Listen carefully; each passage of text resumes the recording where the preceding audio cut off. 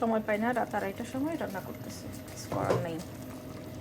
আজকে বন্ধের দিন ছিল কিন্তু দিনে ঘুমাইছি, শরীরটা ভালো ছিল না, তো ডিফারেন্টভাবে রান্না করতে ইচ্ছা করলো। ভাবলাম যে গার্লিক চিকেন করি, কিন্তু আমি না গার্লিক চিকেন করতে গেলে একটু হলেও পেঁয়াজ দিই, মাখন, তেল, তারপরে গার্লিক, অনিয়ন, আদা বাটা, সয়া সস আর ব্ল্যাক পেপার, এগুলো দিয়ে সুন্দর করে আমি ভেজে নিলাম। দেন মাংসটা আলাদা কর্নফ্লাওয়ারে ভাজতে ভালো হয়, কিন্তু আমার কর্নফ্লাওয়ার নাই, আর আমার আজকে এখন এত কিছু করতে ইচ্ছা করতেছে না।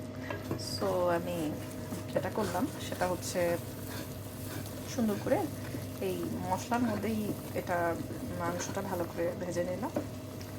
এই মানে একেবারে মানে না করে এটার মধ্যে দিয়ে দিছি, আলাদা করে আর ব্ল্যাক দিয়ে ভাজিনি। তারপরে একটু আলু দিছি, বিকজ আমার ছেলে আলু খেতে পছন্দ করে। কাঁচামরিচটা ফেটে দিছি, একটু টমেটো কেচাপ সস দিয়েছি, কারণ আমার ভালো লাগে টমেটো সসের এটা, আর একটু চিনি দিয়েছি, লবণ তো দিতেই হয়। তো আমার কাছে কিন্তু টেস্ট ভালো লাগছে, আর উপর দিয়ে আরেকটু ব্ল্যাক পেপার দিছি। আমার কাছে টেস্ট করে দেখলাম, আমার কাছে ভালো লাগছে। আপনারা করে বলেন তো, আপনারা বাসায় রান্না করে বলেন এই সিস্টেমে কেমন লাগে।